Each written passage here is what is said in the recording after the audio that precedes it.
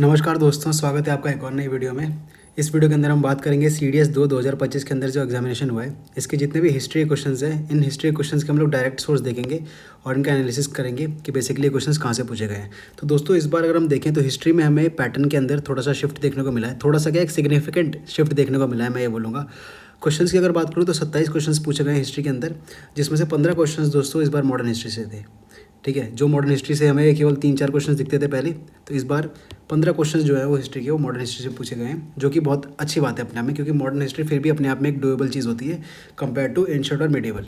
तो चलिए अपने वीडियो को स्टार्ट करते हैं, देखते हैं ये क्वेश्चंस भाई कहाँ से पूछे गए हैं। सबसे पहला क्वेश्चन देखते हैं दोस्तों। इसने बोला है कि consider the following social movements. इसमें यहाँ पे इसने अलग अलग सोशल मूवमेंट्स के बारे में जिक्र किया है। यहाँ पे देख सकते हो चिपको मूवमेंट, बरदौली सत्याग्रह और सत्यशोधक समाज। तो इसको यहाँ पे इसने बोला विच of the following is the correct chronological order starting with the earliest. सबसे पहले आपको पहले बताना है of the launch of the above social movements. तो दोस्तों, इसका जो करेक्ट आंसर है ये आपको मिलेगा। पहले तो मैं आपको करेक्ट आंसर बताता हूँ, ऑप्शन नंबर सी है, यहाँ पे आप देख ही सकते हो। बाकी इसका जो सोर्स है, सोर्स आपको दोस्तों मिलेगा स्पेक्ट्रम की बुक में। जो स्पेक्ट्रम होती है हमारी मॉडर्न हिस्ट्री के लिए, इसके अंदर आपको जो है इसका सोर्स देखने को मिलेगा। यहाँ पे अगर आप आओ तो देखो, जो हमारी बरदौली सत्याग्रह है, जो बरदौली सत्याग्रह है ये 1928 के अंदर ये स्टार्ट हुई थी। ठीक है, और उसके बाद अगर हम सत्यशोधक समाज की बात करें तो पेज नंबर 215 पे अगर आप आओगे तो यहाँ पे देख सकते हो कि फूले founded the Satyashodhak Samaj truth seeking society in 1873। यानी कि सबसे पुराना कौन सा है? सत्यशोधक समाज है। उसके बाद कौन सा है? बरदौली सत्याग्रह, जो कि 1928 के अंदर आता है।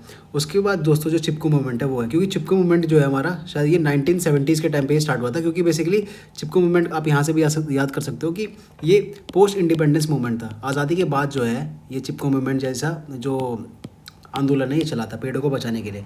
तो ये चिपको मूवमेंट पोस्ट इंडिपेंडेंस है, तो इसलिए यहाँ से तो आप सीधा अंदाज़ा लगा सकते थे कि भैया 1 जो है वो लास्ट में आएगा, और एक ही ऑप्शन में 1 लास्ट में, तो ऑप्शन नंबर सी जो है that is the correct option. आप ऐसे भी कर सकते थे। बाकी इसका सोर्स जो है मैंने आपको बता दिया, स्पेक्ट्रम के अंदर से ये पूछा गया क्वेश्चन है।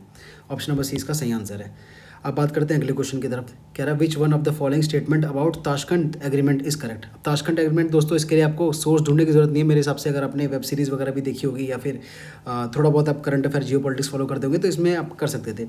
इसमें बस ध्यान रखने वाली बात यह है, देखो इसमें जो ऑप्शंस दे रखे हैं कि it was an arrangement between India and Soviet union. कई लोग इसमें करके आ गए हैं, बल्कि ऐसा नहीं है दोस्तों। सोवियत यूनियन जो था वो आर्बिट्रेटर था, यानी कि वो मीडिएटर था, उसने करवाया था। और हुआ किसके बीच में था? इंडिया और पाकिस्तान के बीच में हुआ था। कब हुआ था?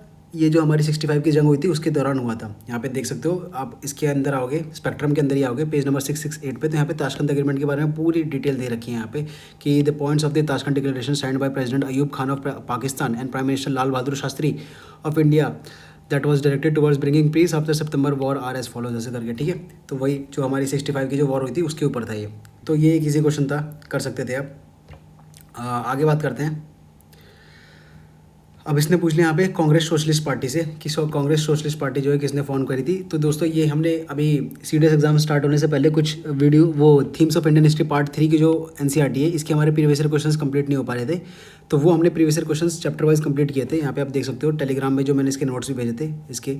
तो ये क्वेश्चन आया था यहाँ पे, who among the following leaders was instrumental in forming the Congress socialist party. तो इसका करेक्ट आंसर आचार्य नरेंद्र देव था। जो लोग टेलीग्राम पे जुड़े उन्हें पता होगा। ठीक है, और ये क्वेश्चन यहाँ पे मैंने बता रखा था कि themes of Indian history part 3 की जो एनसीईआरटी वहाँ से पूछ रखा है, तो इसका सोर्स आपको वहीं पे मिल जाएगा। जो आचार्य नरेंद्र देव थे वो ये सोशलिस्ट नेचर के थे, और इन्होंने जो है इंस्ट्रूमेंटल रोल प्ले किया था कांग्रेस की सोशलिस्ट पार्टी को फॉर्म करने में। तो इसलिए ऑप्शन नंबर ए जो है इसका that is the correct option. ये भी एक ईजी क्वेश्चन था दोस्तों। ईजी क्वेश्चन इसीलिए था क्योंकि हमारी ये थीम्स एनसीईआरटी से आया था और हमने डिस्कस तो किया ही था। अब बात करते हैं आगे। Consider the following statement about the Bengal courtyard at the time of permanent settlement. ठीक है, तो इसमें बोला, इसने पहली स्टेटमेंट बोल रहा है कि the zamindari troops were disbanded. Second कह रहा है within the villages the power of jotedar were more affected than that of zamindar. फिर कह रहा है the East India Company made a rule that the property of women would not be taken over. और 4 कह रहा है adhiaras were share croppers on the land held by bargadars. तो इसका correct option option number B है। और ये भी हमारा जो थीम्स एनसीईआरटी है, themes of Indian history part 3 की जो एनसीईआरटी है दोस्तों, वहाँ से पूछा गया क्वेश्चन है दोस्तों। तो एक एक करके इसका सोर्स देखते हैं स्टेटमेंट वाइज। तो देखो, सबसे पहली बात तो यहाँ पे स्टेटमेंट नंबर हम 1 देखें तो देखो ये यहीं से लिया गया है पेज नंबर 260 से कि द जमींदार ट्रूप्स वर डिसबैंडेड। ठीक है, जो जमींदारी की जो ट्रूप्स थे परमानेंट सेटलमेंट के अंदर, ये डिसबैंड कर दिए गए थे। यही चीज़ यहाँ पे लिख रखी है कि the zamindari troops were disbanded. ठीक है, तो पहली स्टेटमेंट हमारी यहाँ से सही हो जाएगी। दूसरी स्टेटमेंट की तरफ आते हैं। देखो ये क्या बोल रहा है, within the village the power of jotedars were more effective than that of zamindar. की भैया जोतीदार की जो पावर थी वो जमींदार से क्या थी, जमींदार से ज़्यादा थी। तो ये देखो इसने ये बोला है, within the village the power of jotedar were more effective than that of zamindar. बिल्कुल सही बात है। उसके बाद तीसरी स्टेटमेंट देखो इस पैराग्राफ के अंदर आपको मिलेगी, the raja of Burdwan for instance first transferred some of his zamindari to his mother since the company had decreed that the property of women would not be taken over. कि भैया ये इसके अंदर रूल था कि जो औरतों के नाम जो प्रॉपर्टी होगी वो जो अंग्रेज है वो नहीं ले पाएंगे। तो इसलिए जो राजा ऑफ बर्मन थे उन्होंने अपनी प्रॉपर्टी जो है मम्मी के नाम पे कर रखी थी। ये चीज़ इसने बता रखी है थीम्स ऑफ इंडस्ट्री पार्ट 3 के अंदर। तो ये वाली स्टेटमेंट भी हमारी बिल्कुल सही हो जाएगी दोस्तों।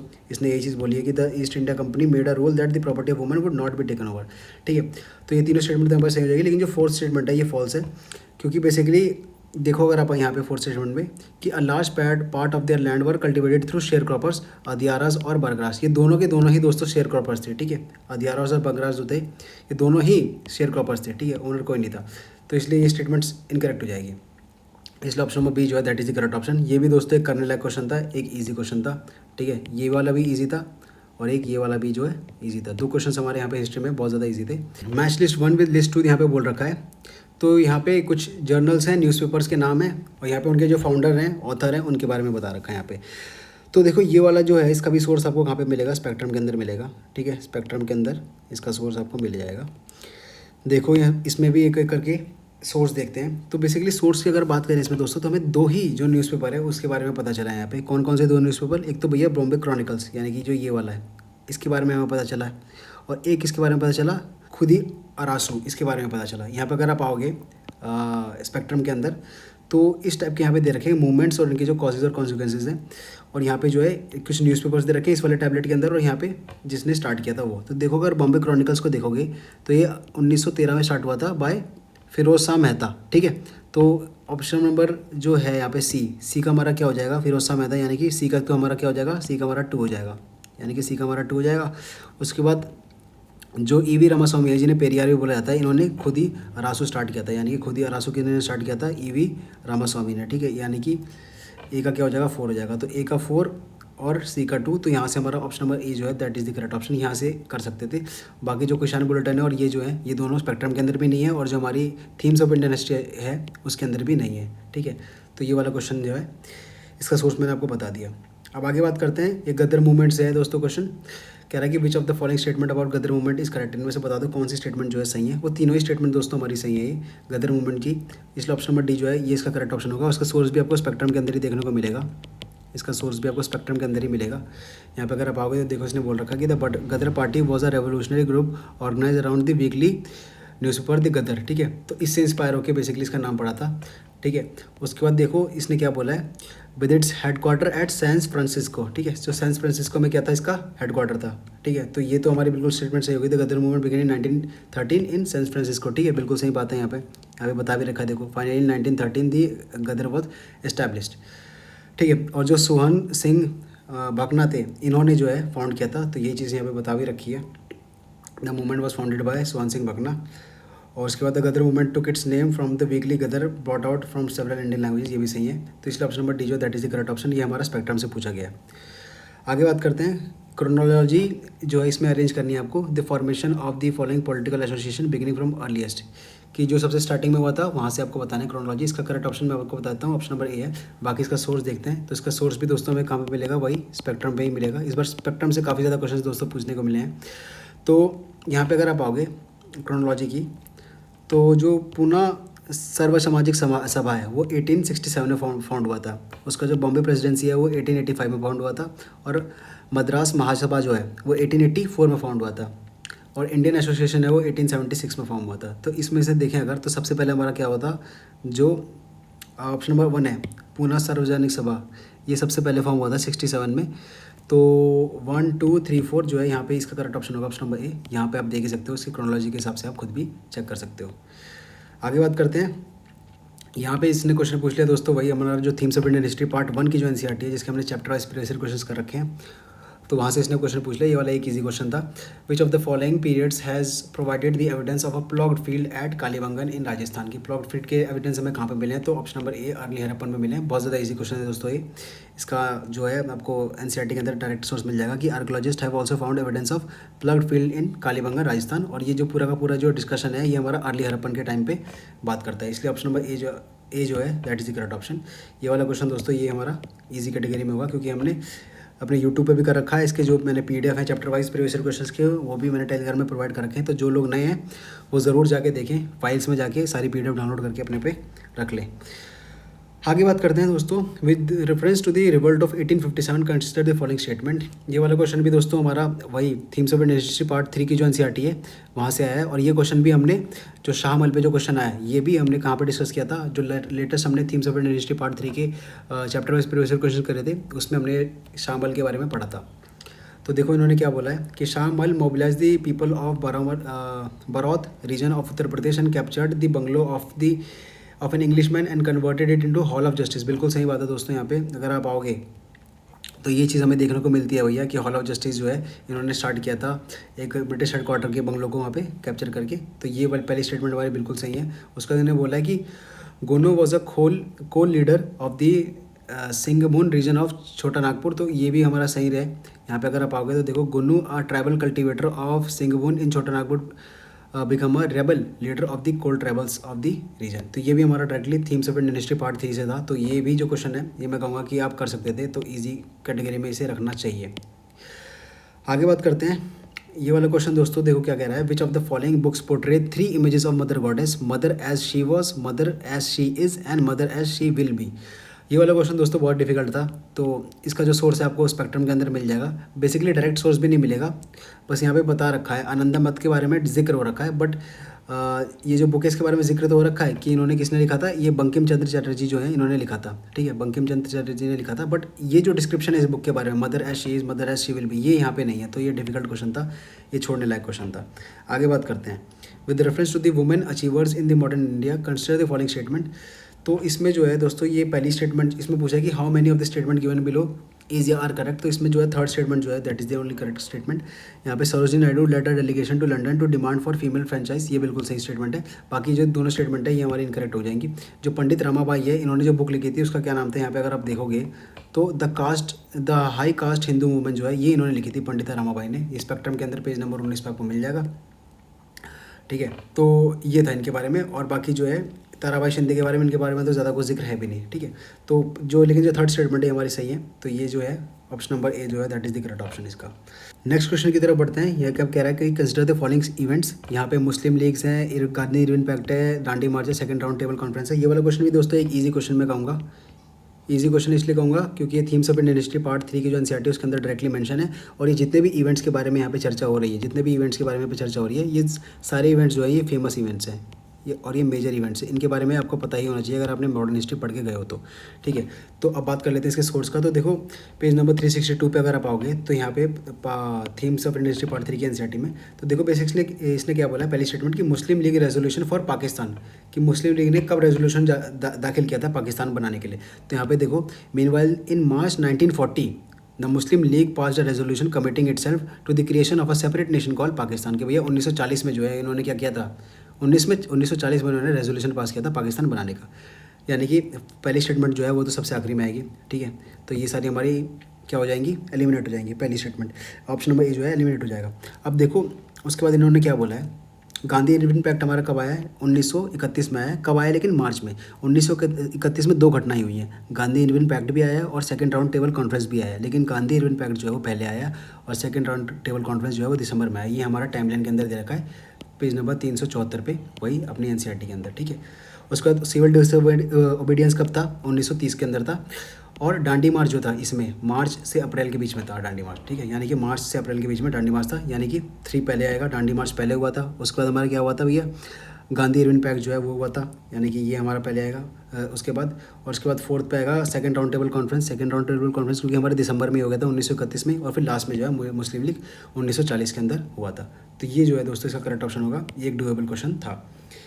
आगे बात करते हैं। आगे देखो क्या कह रहा है ये, यहाँ पे हिस्टोरिकल प्लेसेस है और यहाँ पे किस लिए ये फेमस है इसके बारे में पूछ रहा है ये। तो देखो ये वाला जो क्वेश्चन है इसमें पूछा है how many of the given pair is correctly match, इनमें से कितनी सी जो है वो करेक्टली मैच है, ये इसने पूछा है। तो देखो इसमें पहले गिरनार के बारे में बोल रखा है कि सुदर्शना लेक के लिए फेमस है। तो इसमें अगर आप आएँ themes of Indian history part 2 की जो एनसीईआरटी है दोस्तों, उसमें अगर आप आओगे तो सुदर्शना लेक के बारे में बहुत अच्छा जिक्र है और इस पर पहले से बहुत ज़्यादा प्रीवियस क्वेश्चन पूछे गए हैं और हमने अपने यूट्यूब चैनल पर डिस्कस भी किए हैं, आपको मिल जाएगा प्लेलिस्ट के अंदर। हिस्ट्री कोर्स जो है प्लेलिस्ट में अगर आप जाओगे history course for CAPF CDS इस नाम से प्लेलिस्ट होगी, यहाँ पे हमने चैप्टर वाइज प्रीवियस क्वेश्चन कर रखे हैं तो देख सकते हो। तो यहाँ पे देख सकते हो इसमें लिखा है कि find Girnar on map to the Sudarshana lake was an artificial reservoir. तो यहाँ पे जो सुदर्शना लेक थी बेसिकली गिरनार के अंदर ही थी, यानी कि ये जो पहली स्टेटमेंट है ये हमारी क्या होगी, ये हमारी सही होगी। उसके बाद देखो इसने क्या बोला है कि चोलिस्तान जो था वो किसके लिए था, टेराकोटा मॉडल ऑफ ब्लॉक के लिए था। तो यहाँ पे अगर आप आओगे कि moreover terracotta model of block have been found at the site of Cholistan at Banawali Haryana. तो ये जो है ये वाली यहाँ पे भी आपको ये स्टेटमेंट का जो है एविडेंस मिल जाएगा, यानी कि जो सेकंड स्टेटमेंट है ये भी सही है और ये भी सही है। उसके बाद देखो अशोकन पिलर एडिट के बारे में पूछा इसने, यानी कि अशोकन पिलर एडिट के बारे में इसने क्या बोला है।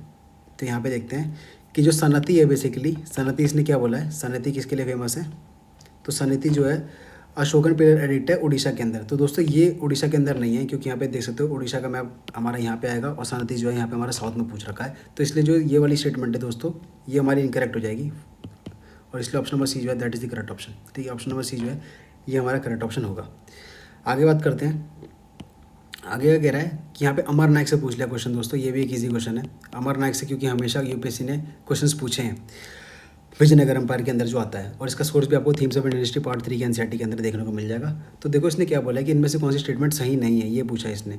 ठीक है, तो देखो इसने जो बोला है यहाँ पे कि it was a major political innovation at Vijayanagar empire, बिल्कुल सही बात है। They were military commander who were given territories to govern and collect taxes and other dues from peasants, ये भी बिल्कुल सही बात है। They retain part of the revenue for personal use and to maintain a stipulated contingent of horses, ये भी बिल्कुल सही बात है। लेकिन जो ऑप्शन नंबर डी है इसने क्या बोला कि they were not allowed to use their share for the revenue for the maintenance of temples, की अपने जो रेवेन्यू जो भी इनका होता था वो अपना पैसा जो है टेम्पल की मेंटेनेंस के लिए नहीं लगा सकते थे। ये गलत बात है दोस्तों, लगा सकते थे। पेज नंबर 175 पे अगर आप आओगे तो ये सारी स्टेटमेंट जहाँ मैंने हाईलाइट कर रखी है सब आप क्रॉस चेक कर सकते हो, यही चीज़ें बता रखा है यहाँ पे। तो Amar Nayak system was a major political innovation of the Vijayanagar empire का था। Amar Nayak were military commander who were given territories to govern by the raja, they collected taxes and their dues from peasants craft person and traders, बिल्कुल सही बात है भाई। अब देखो starting जो लास्ट वाली स्टेटमेंट है उसने देखो क्या बोला है, some of the revenues was also used for the maintenance of temple and irrigation work. तो भैया यहाँ पे तो उल्टा बोल रखा है कि जो रेवेन्यूज था उनका कुछ उनका रेवेन्यू था वो maintenance of temples and irrigation work के लिए यूज़ होता था। लेकिन यहाँ पे इन्होंने बोला कि ये चीज़ फॉरबिडन थी कि they were not allowed to use their share of revenue for the maintenance of temple, इसलिए ये वाली स्टेटमेंट जो है इनकरेक्ट हो जाएगी और इसलिए ऑप्शन नंबर डी जो है that is the correct option here. आगे बात करते हैं पॉपुलर पोएम, ये वाला क्वेश्चन भी दोस्तों मैं कहूँगा इजी था। ठीक है, तो ये वाला क्वेश्चन भी डूएबल था। आगे बात करते हैं, यहाँ पे देखो द पॉपुलर पोएम खूब लड़ी मर्दानी वो तो झांसी वाली रानी थी, ये वाला पोएम तो सबने सुनी ही होगी ऑब्वियसली। तो इन्हें बोला था कि ये किसने लिखी है पोएम, तो ऑप्शन नंबर बी जो है सुभद्रा कुमारी चौहान इन्होंने लिखी थी। इसका सोर्स आपको देखने को चाहिए तो वहीं हमारा 313 पे अगर आप आओगे themes of Indian history part 3 के एनसीईआरटी में, तो यहाँ पे आपको मिल जाएगा कि सुभद्रा कुमारी चौहान ने खूब लड़ी मर्दानी वो तो झांसी वाली रानी थी, ये सुभद्रा कुमारी चौहान ने लिखा था। और ये क्वेश्चन दोस्तों इजी क्वेश्चन है, क्योंकि बचपन में आपने 9-10 में ये कहानी जो है पढ़ी भी होगी, तो ये क्वेश्चन तो आपको मार के आना ही चाहिए था सही। उसके बाद बात करते हैं आगे, consider the following statement about the Ellora. पहली स्टेटमेंट कह रहा है कि this art historic site is associated exclusively with Buddhism. यहाँ पे एक्सक्लूसिवली वर्ड जो है दोस्तों ये गलत है, क्योंकि यूपीएससी के अंदर जब भी ऐसे एक्सट्रीम जो है कीवर्ड्स आ जाएं तो आप समझ जाना कि कुछ ना कुछ गड़बड़ है। एक्सक्लूसिवली का मतलब है कि केवल बुद्धिज्म के लिए था, बट ऐसा बिल्कुल नहीं था। सेकंड स्टेटमेंट इसने क्या बोला है, the Kailasa temple at Ellora has been build of dress stone and killed fire bricks, ये भी दोस्तों इनकरेक्ट स्टेटमेंट है। ऑप्शन नंबर डी जो है that is the correct option. ऐसा क्यों है दोस्तों, ऐसा मैं क्यों कह रहा हूँ, क्योंकि बेसिकली एलोरा जो है यहाँ पे आप देख सकते हो, ये नेशनल ज्योग्राफी वगैरह पे भी कई बार आया है। ये बेसिकली एक ऐसा टेम्पल था महाराष्ट्र के अंदर, जबकि है महाराष्ट्र के अंदर, कि जिसे चट्टान को काट के बनाया गया है। ठीक है, तो ऐसा कुछ भी इसमें अलग से जो इसने बता रखा है यहाँ पे कि the temple had been build of dressed stone and killed fired bricks, तो ये बिल्कुल गलत बात है। ये चट्टान तोड़ तोड़ के बनाया गया था, चट्टान के अंदर से ही कार्व किया गया था। ठीक है, तो ये जो है आपको इसका जो जिक्र है पेज नंबर 107 पे आपको मिल जाएगा एलोरा के बारे में। हालांकि जितनी डिटेल्स इसके अंदर मांग रखी है इन्होंने क्वेश्चन के अंदर उतनी तो नहीं मिलेगी ऑब्वियसली, बट हाँ आपको थोड़ा बहुत ग्लिम्स मिल जाएगा। अगर आपने प्रीवियस क्वेश्चन कर रखे हैं तो आप ये क्वेश्चन कर सकते थे। आगे बात करते हैं दोस्तों, क्या कह रहा है भैया कि in which of the following states are the Guntupalli Buddhist caves located? तो इसका ऑप्शन है option number A, Andhra Pradesh के अंदर था। और इसका जो सोर्स है यहाँ पे अगर आप आओगे सोर्स, तो ये क्या बोलते हैं, हमारी आर्ट एंड कल्चर की जो एनसीईआरटी है, आर्ट एंड कल्चर की जो एनसीईआरटी है उसके अंदर आपको देखने को मिलेगा। ठीक है, अब दोस्तों इसको पढ़ने मत बैठ जाना, आर्ट एंड कल्चर वाली, खासतौर से मैं सीडीएस वालों से बात कर रहा हूँ कि क्योंकि इसके अंदर से बस 1 से 2 ही क्वेश्चन देखने को मिले हैं, तो इसे पढ़ने मत बैठ जाना। अपना जो themes of Indian history part 3 है उसी पे स्टिक करना। ज़्यादा से ज़्यादा अगर आपको ज़्यादा पढ़ना है तो आप जो है स्पेक्ट्रम पढ़ सकते हो। ठीक है, इन सब चीज़ों में मत पढ़ना। Just for the shake of proof मैं आपको बता देता हूँ कि ये जो है यहाँ से लिया गया क्वेश्चन कि one of the main sites of the Andhra Pradesh is Guntapalle in Ellora district. जो ये गुंतापल्ले जो है ये आंध्र प्रदेश के अंदर आता है। आगे बात करते हैं अजंता पेंटिंग से। यहाँ पे पूछ लिया इसने question, consider the following statement about Ajanta painting. क्या बोला इसने? द पेंटिंग डिपिक्ट्स यक्षास, गंधर्व और अप्सरा। और दूसरी स्टेटमेंट कह रहा है कि the artist have use technique of providing multiple perspective. अब दोस्तों ये जो है इसका correct option option number C है, लेकिन इसका जो सोर्स है आपको ऐसे बिल्कुल डायरेक्टली वर्ड टू वर्ड नहीं देखने को मिलेगा कहीं पे भी। ठीक है, अभी मेरे को तो नहीं मिला ऐसा कोई सोर्स, बट हाँ थीम्स ऑफ इंडस्ट्री के अंदर भी आपको ये जो अजंता केव है इसके बारे में आपको मिल जाएगा कि ये जो अजंता की जो पेंटिंग्स थी ये हमारी जो जटाका जो स्टोरीज थी उनसे काफ़ी ज़्यादा इंस्पायर्ड थी, 3 डायमेंशनल क्वालिटी इनके अंदर रहती थी। ठीक है, तो ये सारी चीज़ें जो है आपको ये देखने को मिल जाएगी। तो इसका correct option option number C है। आगे बात करते हैं नील दर्पण के बारे में पूछा है इसने कि नील दर्पण is a play that depicted the atrocities of the Indigo planters and was translated into English by, तो ऑप्शन नंबर बी जो है माइकल मधुसूदन दत्ता, इनके द्वारा ये ट्रांसलेटेड हुई थी। इसका सोर्स जो है दोस्तों ये एनसीईआरटी के अंदर नहीं देखने को मिला है, ना ही मेरे को स्पेक्ट्रम के अंदर देखने को मिला है। ठीक है, बट हाँ इसका जो प्रीवियस क्वेश्चन है CAPF 2014 के अंदर सेम क्वेश्चन पूछा है इन्होंने कि जो बेसिकली जो नील दर्पण है ये किसके द्वारा लिखी गई थी, किसके द्वारा ट्रांसलेट करी गई थी रादर, तो ऑप्शन नंबर सी जो है mister Dutta, that is the correct option. तो ये बेसिकली प्रीवियस क्वेश्चन के अंदर था, तो मैं कहूँगा कि इसे आप अब जो है प्रिपेयर कर लेना एटलीस्ट। आगे बात करते हैं, इसने बोल दिया कि the Sanikatta salt work known for salt satyagraha is located in where. तो यहाँ बेसिकली कहाँ पे था, तो ये कई लोगों ने गुजरात मार्क कर दिया है सॉल्ट सत्याग्रह सुन के, बट यहाँ पे सनीकट्टा सॉल्ट वर्क है, तो इसका correct option option number D होगा, कर्नाटका। इसका सोर्स जो है आपको स्पेक्ट्रम के अंदर मिलेगा, पेज नंबर 375 के अंदर। यहाँ पर अगर आप आओगे तो यहाँ पे आपको मिल जाएगा जो सनीकट्टा सॉल्ट वर्क था ये हमारा कहाँ पे था, ये कर्नाटका के अंदर था। ठीक है, कर्नाटका के अंदर ये था। बहुत ही छोटा जिक्र हो रखा है, तो मजे के लिए आप छोड़ सकते थे, करने लायक क्वेश्चन था नहीं, क्योंकि स्पेक्ट्रम के अंदर भी केवल एक ही बार ये दे रखा है, तो इतना किसी पे ध्यान देता नहीं है। आगे बात करते हैं the Kalaram temple known for the temple entry movement in the earlier 20th century is located in which of the following state. तो ये महाराष्ट्र के अंदर है, इसका सोर्स मेरे को नहीं मिला है। ठीक है, तो ये क्वेश्चन आप छोड़ भी सकते थे, उसमें कोई बड़ी बात नहीं है। आगे बात करते हैं Matangini Hazra and Lakshman Nayak sacrifice their life in, तो ऑप्शन नंबर डी जो है क्विट इंडिया मूवमेंट में इन्होंने जो है अपनी लाइफ की कुर्बानी दी थी। और इसका जो आपको स्कोर है वो स्पेक्ट्रम के अंदर मिलेगा 815। यहाँ पे देख ही सकते हो दोस्तों, इस बार स्पेक्ट्रम के अंदर से काफ़ी क्वेश्चन इस बार पूछ लिए हैं इसने, यूपीएससी ने हमारे। तो जैसे यहाँ पे इसने बता रखा है, देखो क्विट इंडिया मूवमेंट के बारे में कि जो मतंगी हाजरा थे ये 73 ईयर ओल्ड पीजन वीडियो थे। ठीक है, और ये वायलेंस के अंदर मर गए थे 1942 के अंदर। ऐसे ही लक्ष्मण नायक जो थे ये भी एक इलिटरेट विलेजर थे जिन्होंने लार्ज ट्राइबल पॉपुलेशन को लीड किया था, तो जमींदारी वगैरह के अगेंस्ट में। तो इनकी भी 16 नवंबर 1942 में मृत्यु हो गई थी। ठीक है, तो ये जो है आपको सोर्सेज के अंदर मिल जाएगा स्पेक्ट्रम के अंदर, ऑप्शन नंबर डी। बाकी ये डिफिकल्ट क्वेश्चन तो है। आगे बात करते हैं with reference to the history of India the word kopiki is associated with what. तो इसका correct option option number B है, कॉइन्स के साथ जो है ये एसोसिएटेड है। और इसका सोर्स जो है दोस्तों, सोर्स क्या है इसका, सोर्स इसका कुछ भी नहीं है, मेरे को तो नहीं मिला है, मैंने इसका सोर्स जो है गूगल से ही ढूंढा है। ठीक है, तो ऑप्शन नंबर बी जो है that is the correct option दोस्तों। तो दोस्तों हाँ कुछ क्वेश्चन हमारा जो है और भी रहा है, लास्ट क्वेश्चन है दोस्तों हमारा यहाँ पे। अगला क्वेश्चन हमारा कह रहा है which of the following can be considered as a part of ancient Indian smriti literature. की स्मृति लिटरेचर का पार्ट बता दो भैया इनमें से कौन सा है। तो इसका करेक्ट ऑप्शन ऑप्शन नंबर ए है।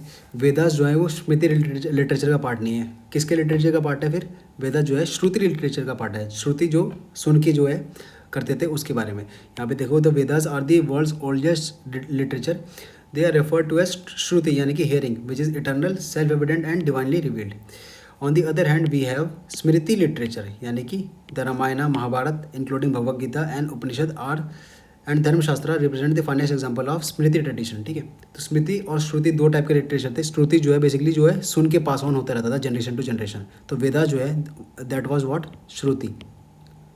ठीक है, और जो बाकी के 3 थे वो हमारे स्मृति हैं। तो इसलिए ऑप्शन नंबर ए जो है that is the correct option. ये भी दोस्तों हमारी आर्ट एंड कल्चर वाली जो एनसीईआरटी है उसके अंदर से पूछने को मिला है। ठीक है, तो 2 ही क्वेश्चन हमें देखने को मिलेंगे आर्ट एंड कल्चर से। अगला क्वेश्चन जो इसने पूछा है कंसिडर द फॉलोइंग स्टेटमेंट, इसका सोर्स मेरे को कहीं नहीं मिला है दोस्तों, इसका सोर्स मेरे को कहीं नहीं मिला है।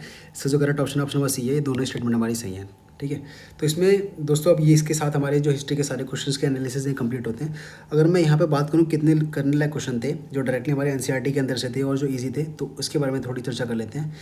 तो यहाँ पर अगर आप आओ तो बेसिकली ये भी आप छोड़ सकते हो क्योंकि इसमें बहुत ज़्यादा डिटेल के अंदर पूछा है ये 2 क्वेश्चन। उसके बाद यहाँ पर जो है ये वाला क्वेश्चन आप कर सकते थे अजंता पेंटिंग, अगर आपने प्रीवियस ईयर क्वेश्चन जो है वो करे होते। ठीक है, प्रीवियस ईयर क्वेश्चन अगर आपने करे होते तो ये आप कर सकते थे। बाकी मैं बात करता हूँ यहाँ पे, तो ये वाला क्वेश्चन जो है अमर नायक वाला जो ये वाला क्वेश्चन है ये इजी था। ठीक है, तो आप ये कर सकते थे। उसके बाद खूब लड़ी मर्दानी, ये भी बहुत ज़्यादा ईजी क्वेश्चन था, 2 आप ये कर सकते थे। ठीक है, आगे बात करते हैं मुस्लिम लीग, ये बहुत ज़्यादा ईजी का था। ठीक है, उसके बाद ये हिस्टोरिक प्लेस जो है ये भी आप कर सकते थे 4। ये शाह महल के बारे में हमने डिस्कशन किया था रिसेंटली, यहाँ पे भी कर सकते थे। 4 तो नहीं होगा, ये 5 होगा ना, 5। ठीक है, हाँ 5। उसके बाद इसने जो प्लग्ड फील्ड से क्वेश्चन पूछा था तो ये भी आप कर सकते थे 6 क्वेश्चन, छठा ये। उसके बाद 7th क्वेश्चन दोस्तों ये डायरेक्टली हमारे एनसीईआरटी के अंदर से पूछा। ये कांग्रेस सोशलिस्ट पार्टी की इसने इस्टेब्लिश करी थी और ये हमने अपनी वीडियो के अंदर रिसेंटली वीडियो के अंदर डिस्कस किया था। उसके बाद ऐसे ही हमारा ये 8वां जो हमारा परमानेंट सेटलमेंट से था डायरेक्टली हमारा themes of Indian history part 3 के एनसीईआरटी से है। 8 क्वेश्चन ये हो गए हमारे। उसके बाद ये वाला भी दोस्तों मैं कहूँगा कि कर सकते थे क्योंकि यहाँ पे चिपको मूवमेंट से अंदाज़ा लगा सकते थे। ठीक है, तो ये 9 क्वेश्चन मैं कहूँगा। ठीक है, और ये फिर ये 10वां, ये तो आपको आना ही चाहिए था। ठीक है, तो दोस्तों इसमें अगर हम बात करें टोटल 27 क्वेश्चन हमारे हिस्ट्री में से पूछे गए थे। 27 क्वेश्चन में से दोस्तों मैं आपको बता रहा हूँ आप 10 क्वेश्चन जो है कर सकते थे आराम से। तो बुरे से बुरा मैंने आपको सिनेरियो बताया कि आप 10 क्वेश्चन जो है कर सकते थे अगर आपने हिस्ट्री प्रिपेयर करी है तो। ठीक है, नहीं करी फिर तो कोई बात ही नहीं है, कोई रिग्रेट वाली बात ही नहीं है। अगर आपने हिस्ट्री प्रिपेयर करी है तो आप कर सकते थे। तो एंड में बस दोस्तों यही कहना चाहूँगा कि हिस्ट्री कैसे प्रिपेयर करनी है, बहुत लोग यही पूछते हैं। तो मैंने आपको बताया है, हर वीडियो में बताया है हिस्ट्री वाले बच्चों को कि हिस्ट्री के लिए ज़्यादा भटकना नहीं होता क्योंकि जो हमारा ROI है, रिटर्न ऑन इन्वेस्टमेंट है, ये बहुत ज़्यादा कम होता है हिस्ट्री के अंदर। अभी तो देखो फंस गए 10 क्वेश्चन, लेकिन इससे पहले एक अटैम्प्ट देखोगे तो उसमें 5-6 क्वेश्चन भी है मुश्किल से मुश्किल फंस रहे थे। ठीक है, तो आपको पता नहीं, यू नेवर नो कि कैसा एग्जामिनर जो है पेपर सेट कर दे। तो हिस्ट्री के अंदर आपको क्या करना है, बस यही करना है, जो मिनिमल चीज़ें हैं बस बेसिकली वही करनी नहीं है। थीम्स ऑफ इंडियन हिस्ट्री जो है हमारी एनसीईआरटी, इसके पार्ट 1, पार्ट 2 और पार्ट 3 जो है इसके जो है एनसीईआरटी आप कर लो, पार्ट 1, पार्ट 2 और पार्ट 3 के। उसके बाद इसके chapter wise previous year questions कर लो बस। अब chapter wise previous year question आपको कहाँ पे मिलेंगे, तो इसी चैनल के अंदर मिलेंगे आपको। हिस्ट्री कोर्स के नाम से आपको प्लेलिस्ट मिल जाएगी, हिस्ट्री कोर्स के नाम से आपको प्लेलिस्ट मिल जाएगी, डिस्क्रिप्शन के अंदर ही मिल जाएगी। बाकी आप चैनल में जो प्लेलिस्ट वाला सेक्शन है उस पर आप जाओगे तो वहाँ पे हिस्ट्री कोर्स के नाम से प्लेलिस्ट मिल जाएगी। उसमें चैप्टर वाइज आपको प्रीवियस ईयर क्वेश्चंस मिल रखे हैं, themes of Indian history part 1 के भी, 2 के भी और 3 के भी। उसके बाद इनकी जो PDFs हैं, PDFs भी फ्री ऑफ कॉस्ट जो हमारे टेलीग्राम के अंदर है, जियो स्टडीज़ कॉर्नर। ठीक है, जियो स्टडीज़ कॉर्नर, बिना स्पेस के आप जाओगे तो वहाँ पे आपको जाना इस टेलीग्राम के अंदर, उसका जो फाइल्स वाला सेक्शन है वहाँ पे जाके आप सर्च कर सकते हो तो आपको मिल जाएगा। ठीक है, तो दोस्तों इस तरह से आप हिस्ट्री प्रिपेयर करो और बाकी जो है जब पेपर नज़दीक आए तो प्रीवियस ईयर क्वेश्चन ज़्यादा सॉल्व करो, मॉक्स जो है वो सॉल्व करो और जो आपको नई चीज़ें मिल रही हैं वो अपने नोट्स के अंदर ऐड करते रहो। ठीक है, और उसके बाद भी किसी को अगर हिस्ट्री के लिए बहुत ज़्यादा पढ़ना है तो स्पेक्ट्रम आप जो है रेफर कर सकते हो, स्पेक्ट्रम जो है आप पढ़ सकते हो। हालांकि CDS वाले बच्चों के लिए बस इतना टाइम नहीं होता क्योंकि 1000 पेज की तो स्पेक्ट्रम ही है। 1000 पेज की आप स्पेक्ट्रम पढ़ने जाओगे तो आपको ज्योग्राफी वगैरह बहुत ज़्यादा कॉम्प्रोमाइज़ होगा। हाँ, CAPF के जो कैंडिडेट्स हैं उनके पास 1 साल होता है तो वो ज़रूर पढ़ सकते हैं स्पेक्ट्रम, उन्हें पढ़नी भी चाहिए। बट जो CDS है उनके लिए तो मैं रिकमेंड ज़्यादा करूँगा नहीं स्पेक्ट्रम। ठीक है, तो दोस्तों this was all about this video. मिलते हैं आपको अगली वीडियो में, तब तक ले जय हिंद, जय भारत।